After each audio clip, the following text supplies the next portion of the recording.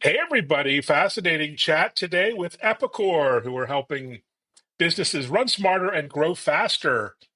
Carrie, how are you? Hi, Evan. I'm doing well. Thank you. Well, thanks for being here. You have a lot going on. You just had a huge event, customer event. Before that, maybe introduce yourself and your mission at Epicor. You bet. So I'm so glad to be here. Thank you so much. So I lead our product teams at Epicor, and Epicor it's on a mission to empower the world's hardest working businesses.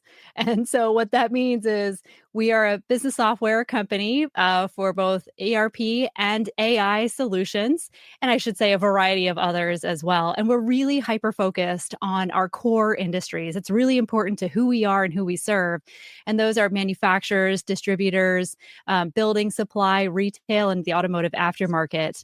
And we go very deep to ensure their success. We're over $1 billion. We're based in Austin, Texas, and we're working with organizations around the world. And you have so much news released recently, particular at your customer event, Epicor Insights. Can you give us a snapshot of the event? How was it? And what were Yeah, some of the headlines from that's right. the week?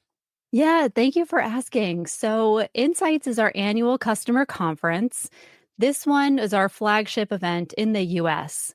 We have a few others afterwards that will be in Europe and in Australia, and so this is the main event. And we had over 4,000 attendees. It's in Las Vegas, and it's a great opportunity for folks to come together to learn about Epicor solutions, to network with one another, and we had a lot of big news, as you mentioned. So we have released expanded offerings for AI across our portfolio. Mm. And the focus is on agentic AI as well as on predictive AI. And we're bringing both of these types of AI solutions into the supply chain and across the business to really help our customers make faster decisions, quickly interpret information, and automate action across the business. We're also working with predictive modeling so they can ask what if questions. So it's not only about understanding what's happening and acting fast, it's about understanding what might happen and prepare for those scenarios. So we had those two big announcements, and our other big announcement was around our carbon cost roll up solution. It's a patent pending sustainability solution that the special way is we're treating carbon as currency and leveraging the engine within our manufacturing ERP solutions to report out on a carbon impact of any specific process, job within the manufacturing shop floor. Because to date, the ability to really predict and measure carbon, hasn't been as specific down to Mm. to the material, to the job, and so now we're enabling a whole new level of accuracy within carbon reporting. So we're calling that our carbon cost roll up solution, patent pending. We're really excited to announce that. Oh, it's phenomenal. Congratulations. Thank And you. on the topic of agentic, very hot topic. Is that something you developed internally? What was the process like, and how do you collaborate with your customers in the product development process? Yes, yes. Working closely with our customers is always really critical. This is Hmm. something that we developed. We have partnerships with OpenAI and others, but I should say um, this solution is called Prism. It's our agentic AI solution embedded within Epicor Solutions, and we actually have a patent pending on our LLM inference pipeline. So what that means Mm. is we're actually model agnostic. So our agentic AI can call on the specific models that are going to best serve the answer and address that workflow that the user is asking for. And that's because AI is changing so fast. There are new models, there are new use cases all the time. And what this allows for our customers to do is to plug into whatever is going to best serve them and their business and help to get the best answer. So we've developed this in close partnership with our customers. We actually have early adopter programs, controlled release programs, and co-innovation partners, because it was really important to us to focus in on what are those tough problems that need to get solved because we haven't yet had the technology to do so. And when we have AI, that opens up a whole new level of how we can solve hard problems, the kinds of problems that are going to take us to the next level, that are going to take these hardworking industries to the next level to work faster, smarter, more efficiently, and create more business results. And so it was really important to us. It's core to our innovation principles is to work really closely with customers. We actually deploy engineers on site to sit with our customers, to stand by them on the shop floor and really observe what are those what are the challenges that they're facing, and then maybe we use AI to solve it. Maybe we use something else, but it's not about AI for the sake of AI. It's about Right. solving problems. I love that. And so I'd love some color commentary on how these agents are helping supply chain customers, given all the uncertainty and change in the market. How do you navigate that with agents? Yeah. I think the most critical thing is being able to respond quickly. And Mm, and here's why. It's because we we can't ever predict exactly what's going to happen. But we can certainly gather a lot of data to help us predict what might happen in a variety of different scenarios. And that's about not only the data that you have within your business, but the data that you collect even from outside your business. Maybe that's further upstream and maybe that's further downstream. It could be from your suppliers, it could be potentially even your customers, even a part of industry associations and gathering that kind of information and then using that to predict what might happen. And in those scenarios, how would you respond? And so this is incorporating data from a variety of different sources and then applying AI. And we call this cognitive ERP. This is how mm, we are really infusing AI and taking ERP to the next level because we believe in, especially in working with our customers, by just, tacking on an outside, third party type of AI, it's not as directly embedded and closely tied to your data. Therefore, there are possibilities for hallucination, for inaccurate results. And so that's why we believe ERP is truly the vehicle, and we're calling it cognitive ERP to help organizations take it to the next level. So when it comes to orchestrating workflows across the business, leveraging agents to do so, they are so deeply embedded within the data structure itself. And, we have been working with manufacturers, distributors, for over 50 years. We have this deep knowledge and experience in working with them. And they've really helped us, understand not only how the data is structured, but where the configurations, what's special about each one of those businesses, so that when we do have Prism and agents so closely tied within the data, they know where the configurations are to that specific company and can return highly accurate results. So it's a way to ensure you can trust the AI. That said, I think there are a lot in the industry that are moving towards autonomous mm. ERP, and that is not what we are pursuing. We believe in transparency and semi-autonomous. So that means regardless of what use case you're choosing to leverage AI for, that you are able to first review, evaluate, check the work, and then approve. Because you want to be in the driver's seat. Our customers, they want control. They want to be the ones making the decisions. And we fully believe to empower them to do so. So that's kind of how we see agents working alongside humans to, help pull information very quickly and automate action across the business. Fantastic. And at Epicor Insights, you had a lot of customers sharing stories and anecdotes, probably too many to share here, but any insight into how customers are using it and applying agentic?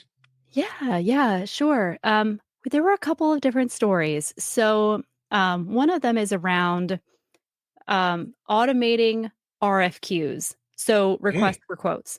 So, what we learned in working with some of our customers is that there's oftentimes, and maybe those listening in now have this structure, that there's a dedicated team of people that are reviewing incoming requests for quotes and then determining whether or not it's something that the business can fulfill and responding to these quotes, and that requires a lot of emailing back and forth. This is a classic use case for generative AI, because you can use it to review the incoming information, evaluate whether or not you have all the right information that you need. Oftentimes, you have to respond back and say, can you please clarify some aspect of this, the price, the schedule, the job materials? Maybe there was supposed to be attachments that weren't included. All of this stuff just takes a long time. All of us, dealing with emails, you get it. So automating that RFQ process, that communications, being able to review the emails coming in, and then being able to send it back, and all of this then tied to the ERP, because you need to have that for auditing purposes and tracking, and then being able to quickly then go schedule these jobs. So automating the RFQ process. And there was a particular customer, Olympus Group, actually, they're an Epicor manufacturing customer. They were part of our early adopter program.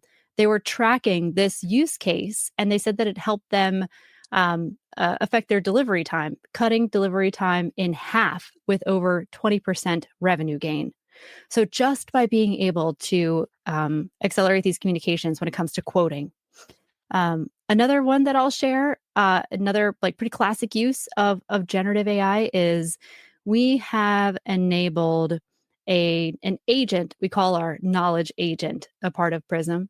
And what this does is it actually ties to the learning library. And for any company that's unsure about starting, this is probably a great way to get started, because it's actually attached to the Epicor learning data. And this is a great use case for, of course, many out there in the industry who are hiring, onboarding new employees. There's been a lot of attrition, and we got to bring on new folks. Maybe you're opening a new location. This is a great tool because you can ask it, how do you create a part? How do you create a sales order? And it very quickly finds the information within the library and serves up that information, so you can very quickly then get back to work. And at the conference, people were saying, oh, this is really going to help me onboard my new employees. But also, I tried it out and I learned something that I didn't know, and I've been using the system for 20 years. So it was really great, to be able to have those conversations. And one particular company, because we're also tracking results, and they had said that this helped their support employees respond to employee questions faster, in fact, saving up to 55 minutes a question. I know it's very Wow. specific. We're working hard on making sure we're tracking all this information. So 55 minutes a question on average.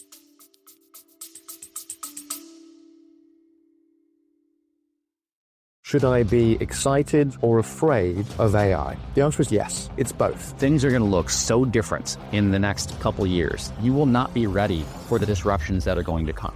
I'm Jeff Nielsen, host of Digital Disruption, the go-to podcast for technology leaders. Our generation's conflict, I think, is going to be emotional, not economic. The companies that are going to win are the ones that have a couple of characteristics. Stay ahead of the curve with Digital Disruption, available now on your favorite podcast platform. That's phenomenal. And all these products are now generally available, including Prism. Congratulations on that. It must Thank be you. a little exciting for the team. What's been, some of the customer response generally? You have quite a large customer base.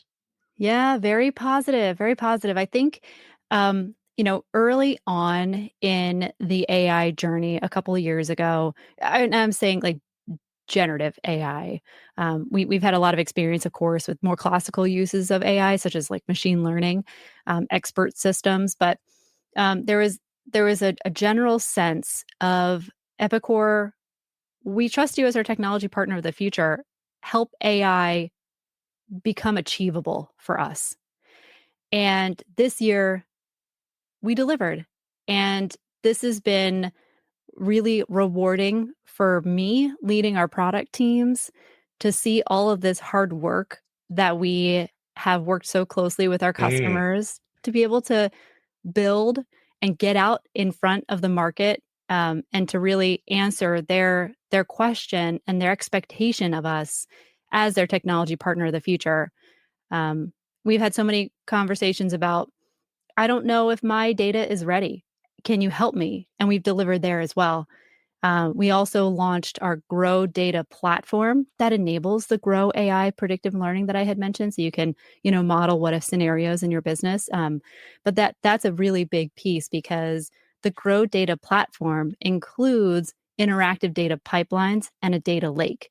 So you can consolidate information, you can consolidate data from your current business systems, as well as maybe legacy, third party, or even systems outside of Epicor.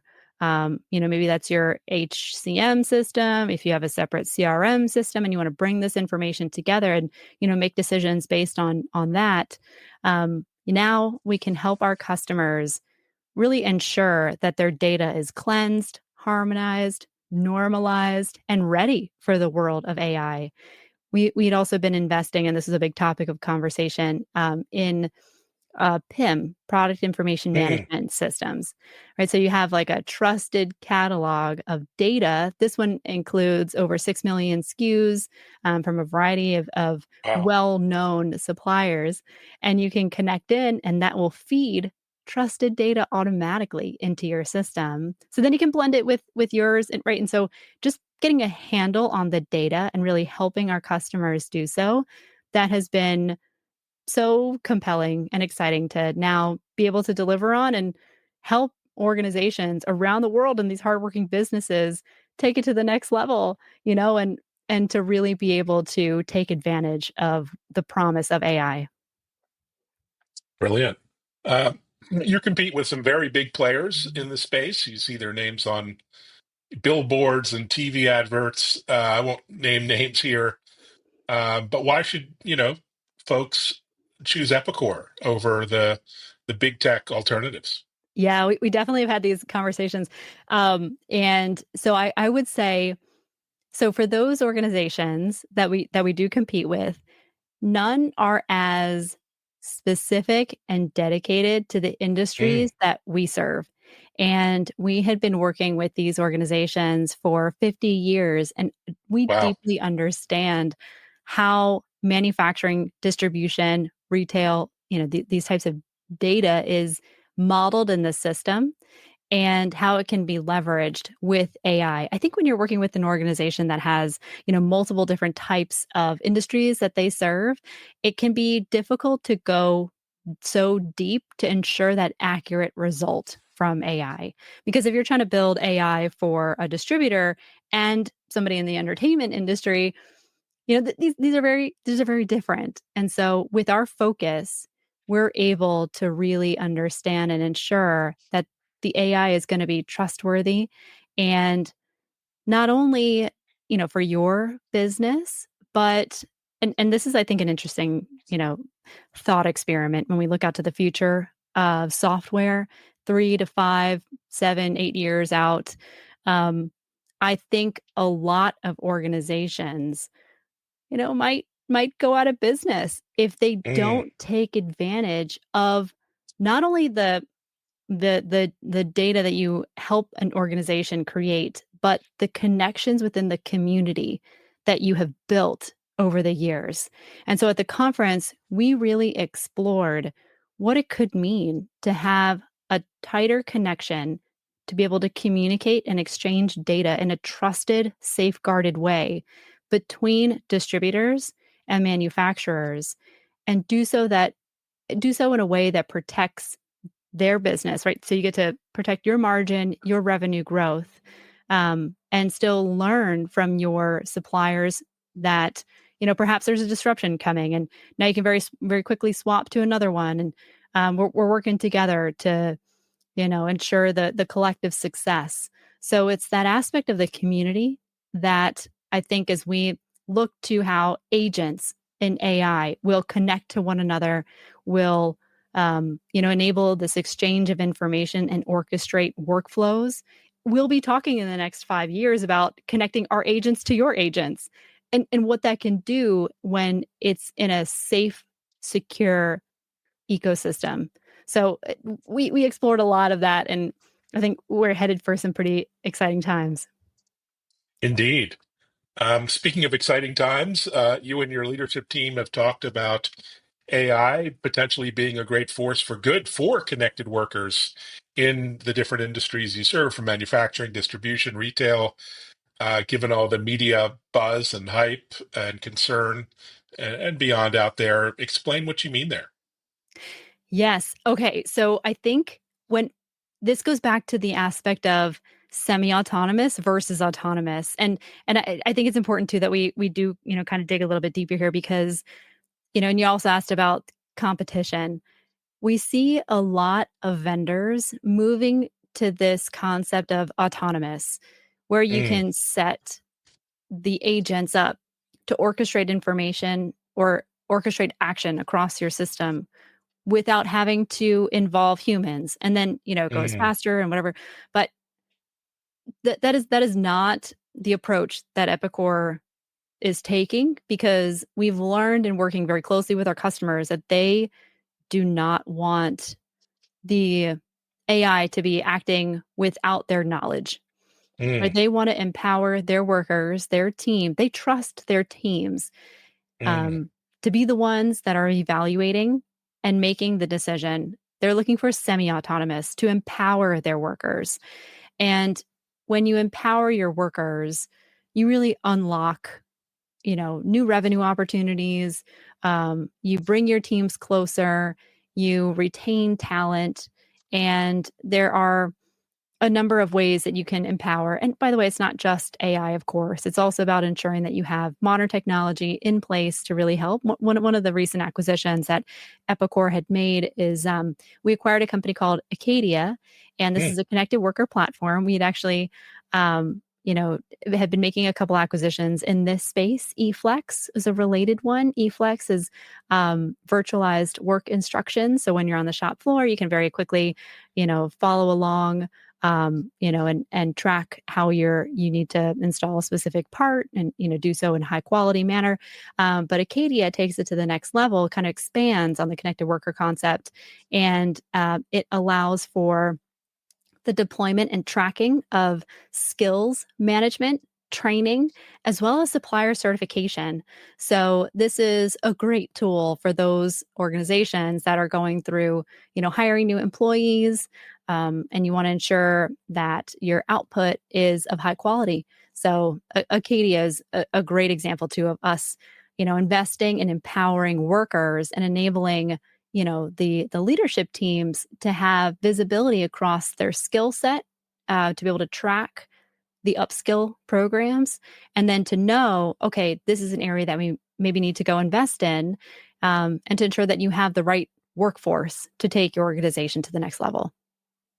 Amazing. So well said. So it's going to be tough to top Insights 2025, but if we were to fast forward maybe to Insights 2026, how do you anticipate the market, customers, Epicor evolving? What are your thoughts there, looking at a Yeah. year ahead? One thing that we're really excited about is how we can further connect these agents. So, one of the things that we showed on the main stage is leveraging Prism within the ERP itself. But not only within the ERP to get your ERP data, but there are a variety of business applications that organizations have invested in to bring the data in the ERP to life in new ways to address customer um, maybe pain points or revenue generating opportunities. So, for example, the one that we showed was our enterprise content management agent. And Mm, what this does is while you're in the ERP, if you have a question about maybe something within your document repository, maybe it's buried deep in folders, subfolders, and subfolders, right? And you need to be able to find that particular line item. You don't have to jump out to another application. You can do so within the ERP, and you don't even have to say like that it's in your document repository. You just ask the question that you are looking to wow. answer, and then the Prism has the orchestrating layer to know to reach out to the enterprise content management agent and to pull that information from your content repository. And so that's just one of the initial agents, but as we build out AI across the portfolio, it will become a much more seamless experience. And all of those, ancillary solutions, maybe different business applications that you've purchased and are a part of your landscape now just becomes so much easier to access information from. And we really see time to value very quickly accelerating, reducing, close to zero, because now you can just so very quickly get access to the information you're looking for. Mm. So I think there's going to be a lot we'll be able to talk about in 2026. Oh, that's exciting, and congratulations on all the success. Onwards and upwards. Thanks for joining and sharing an update and all the insights. Thank you so much, Evan. This has been wonderful. I appreciate it. I appreciate that. Thanks everyone for listening and watching, and go to epicor.com. Tons of great content and more. Take care.